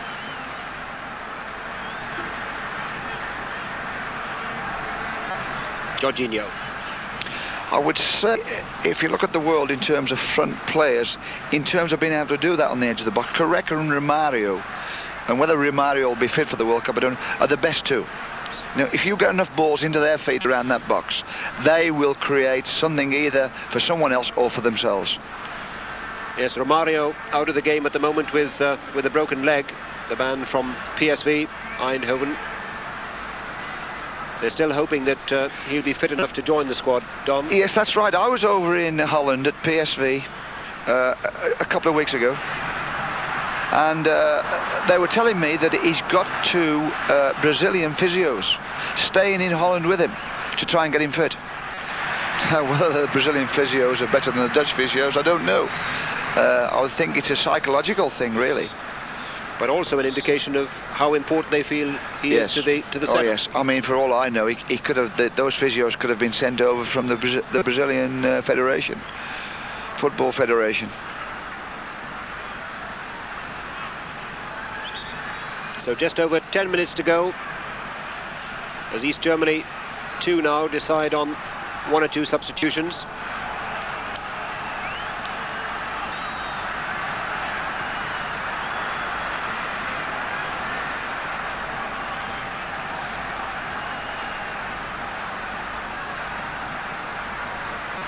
Ernst the goal scorer.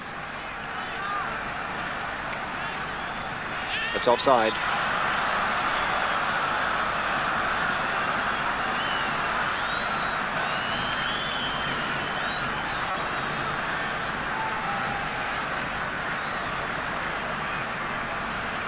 Jorginho.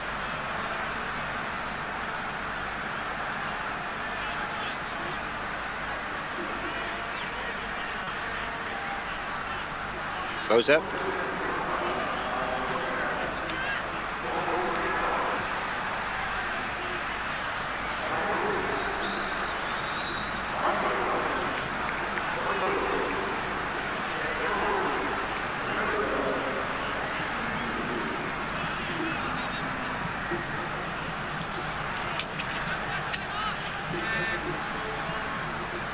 Jorginho again.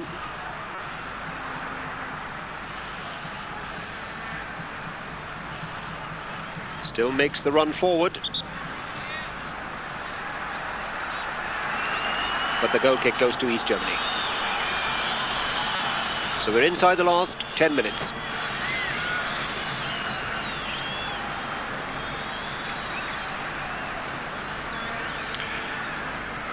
It's 23 centigrade there, Ron, so it's you know, it's fairly hot. And it'll be hot in Italy obviously too. It's going to be hot in Italy, but it, you know, it's a good workout at a good temperature. Is this something the England players are a bit concerned about? Well, we're taking them out to Sardinia fairly early, so according to the physiologist, Ron, it takes 10 days to get to acclimatise to heat. And in those 10 days, obviously, the players have to work hard. It's a case of getting the sweat glands working.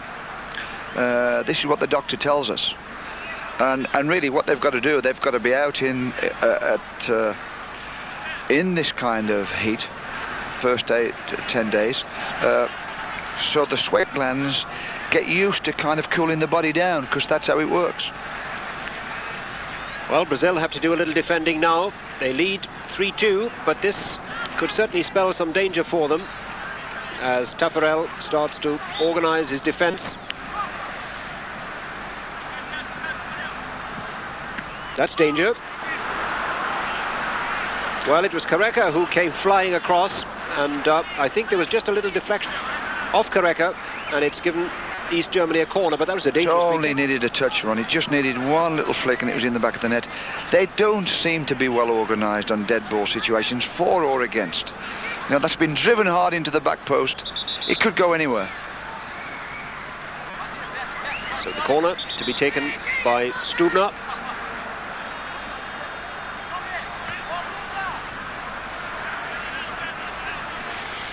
It's interesting that we've seen less and less in the last 10 minutes of Dunga as a real influence in midfield. He looks tired, Ron. You know, Socks down around his ankles now, I know. Well, he was caught out for the second goal. He was behind his own defence and he played the player on when the defence were trying to play offside, and he couldn't get back. And there was another run from midfield where he was trying to track back, and the farther he went, the farther behind he got. You know, I would think he'd be one of the players to be subbing now. Well, he was on that occasion, but he is looking a little weary.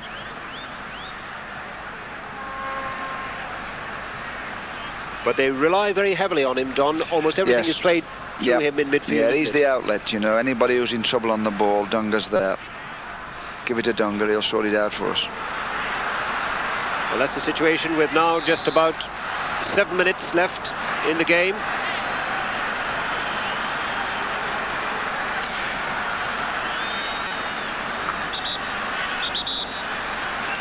He's lunged in there on that foul. I mean, he was nowhere near the tackle.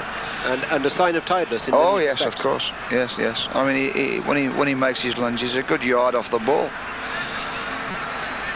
It's a bad tackle. I think in the World Cup that will be booked, Ron. Tackle like that.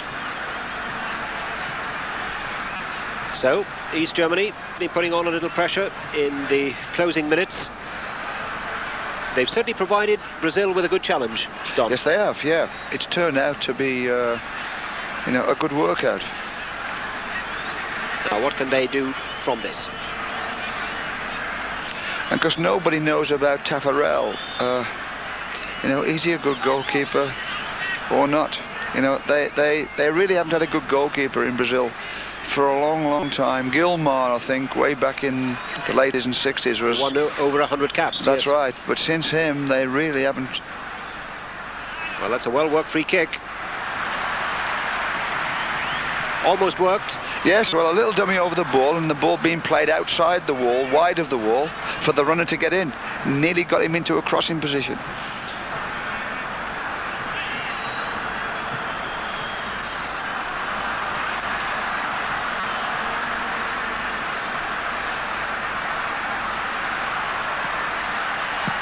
Too close to the goalkeeper, who again is prepared to punch it away.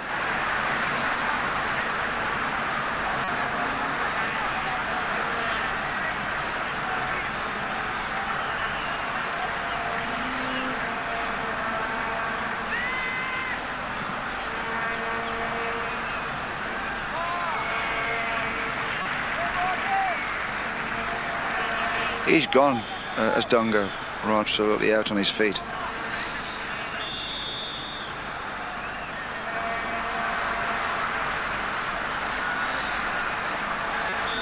Careca to Dunga.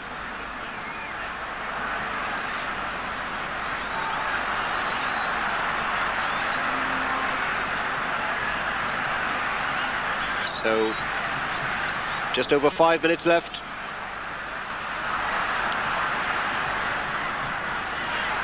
Dunga's got enough strength to push forward. And that'll be a corner.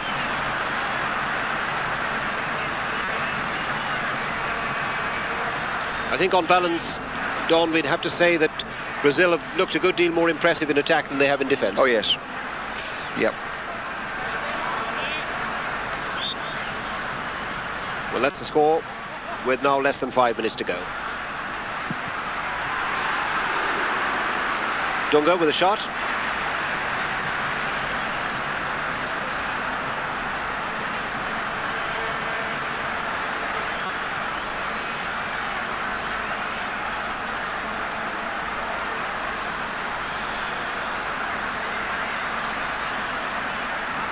Well, this will be East Germany's first defeat in 5 internationals. That's if the score remains as it is, of course, for the remaining 4 minutes or so. They've beaten Egypt, Scotland and States.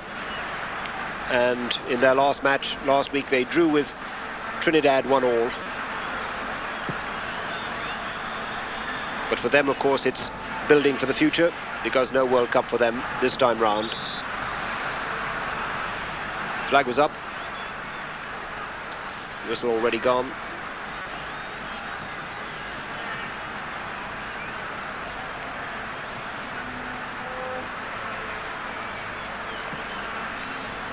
Doll.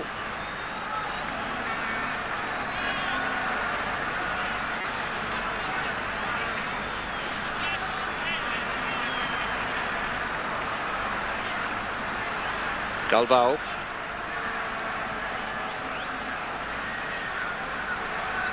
Dunga.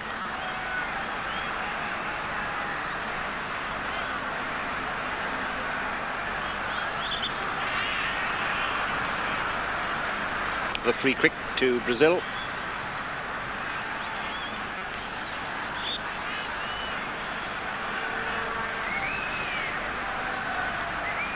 Careca.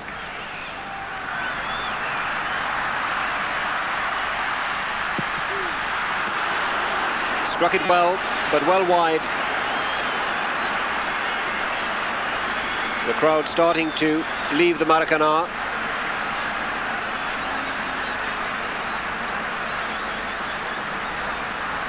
Didn't really get hold of that one. No, it's screwed away off the outside of his right boot.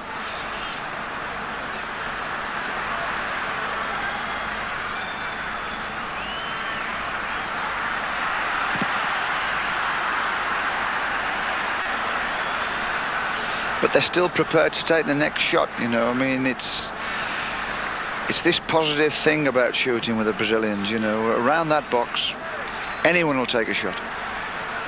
So as the crowd start to leave, Don, do you think they'll be leaving feeling that their side can bring the World Cup back to Brazil for a fourth time? I really don't know, Ron.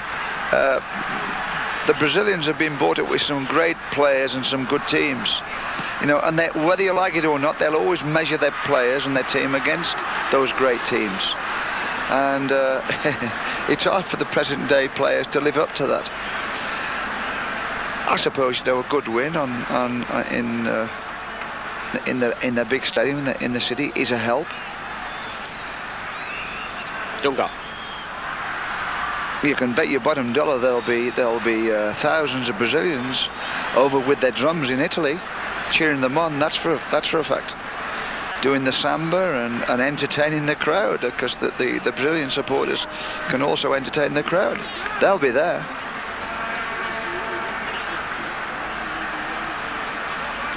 So, inside the last minute, another corner to Brazil. Dunga still keeping things going. That's a free kick. The foul by Ernst.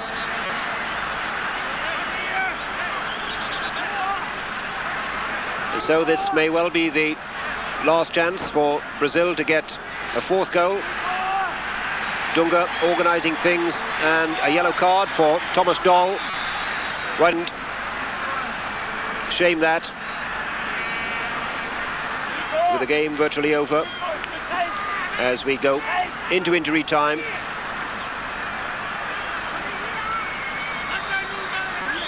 And it will be Dunga with the free kick. Curls that one in.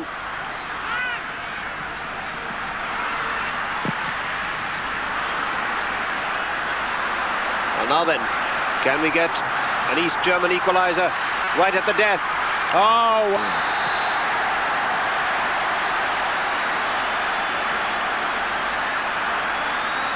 He's very lucky to get a yellow card. Should have been red. Well, I think that's a rather different game than football, Tom. Yes, that's one of those cynical things about football. But there we are. Which, in injury time, Brazil leading 3-2. And really, that has no place in the game. It has to be the skill had taken him clear of the defence. Well, it was 2-on-1, Ron, really, as they were attacking the last player. The fella on the ball decided to go by himself. If he flicks it to his right-hand side, the man on his right-hand side's got to run for goal, just like the second goal. He could have played it off, but, you know, he was going to go past the defender anyway. I mean, if the defender doesn't pull him down rugby style, he gets through. So a yellow card and a free kick to East Germany, and we're over a minute injury time. Brazil lead 3-2, but it so easily might have been 3-all. Free kick, and it's there. Well, that's poetic justice, you have to say. A superb goal by Stubner has made it 3-all. I think we'll have to have a look at the goalkeeper here, Ron, because he's in the goalkeeper's space. You know, the wall's in the correct position. It beats him where he should be. He crept across to the central part of the goal, the goalkeeper. I wish we could see the goalkeeper now. Yes, he's took a more central position up. Super shot. Outside the far post, just bending back enough to clip inside the post and go in off the post. And I suppose you have to say there's a little poetic justice in that. Yes, of course, because without a doubt the fellow looked as though he was going to score. Well, that really has set the cat amongst the pigeons.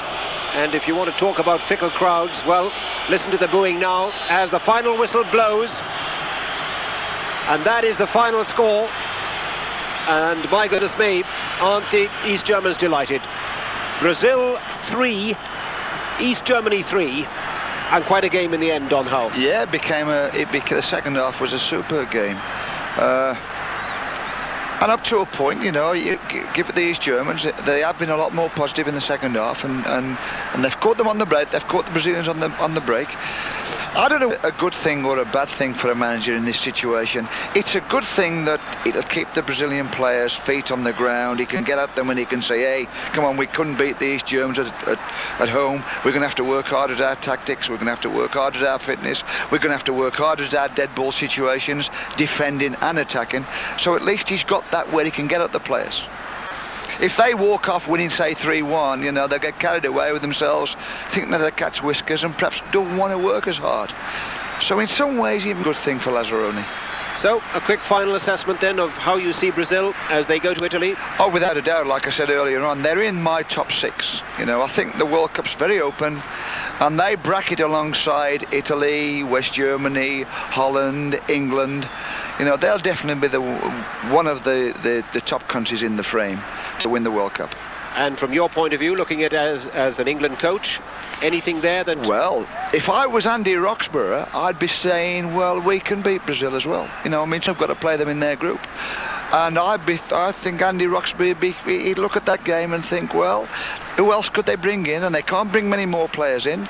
This defence is not as sound as what it ought to be. In Brazil, in midfield, they're not as good defending in midfield as they are attacking. I think Andy Roxburgh will be a most pleased man tonight. There was a little period when Brazil went 3-1 ahead, when they really did look good, yes, when the confidence was flowing. That's right. They started to play those little 1-2s around the box and playing off each other, and when they do that, you know, you've got problems. But you know, can they keep that going? Have they got the confidence to keep that going? So then, that's the situation from the Maracanã in Rio. The final score: Brazil 3, East Germany 3. A quite remarkable game in the end. And Brazil now go off for their final preparation in Spain initially, and then on to Italy. So we leave you then with the goals from 3-3 draw with East Germany in the Maracanã.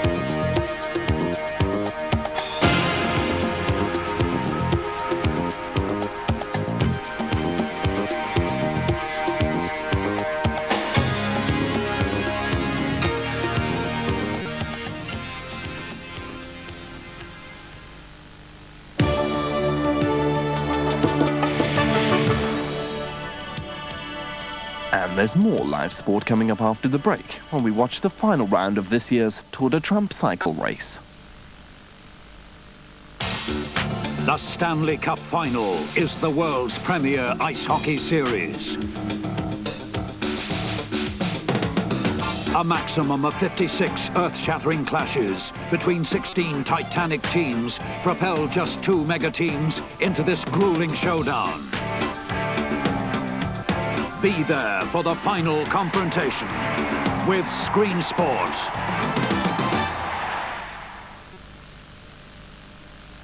Football, football, give me football, I need football. Football, I need football. World Cup fever. It's very bad. Football. But these should cure it. Collect special packs of Smith's Crisps, Quavers, Monster Munch, Salt and Shake or Squares and get a free World Cup video packed with great world soccer. Which waited a long time for the likes of Ardiles, Kempes and Maradona to elevate them to the pinnacle of world success.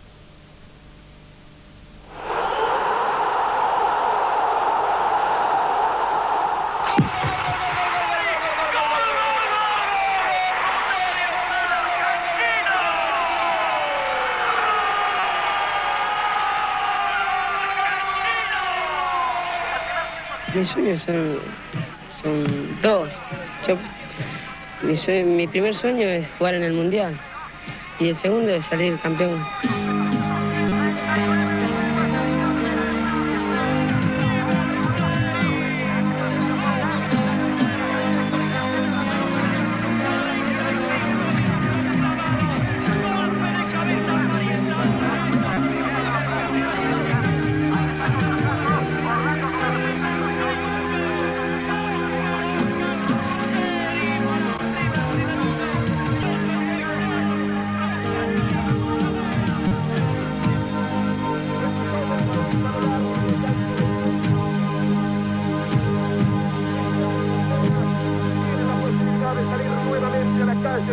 Para festejar una espectacular victoria que tiene tanto mérito o más en su nivel que la lograda en 1978 como campeón mundial de mayores.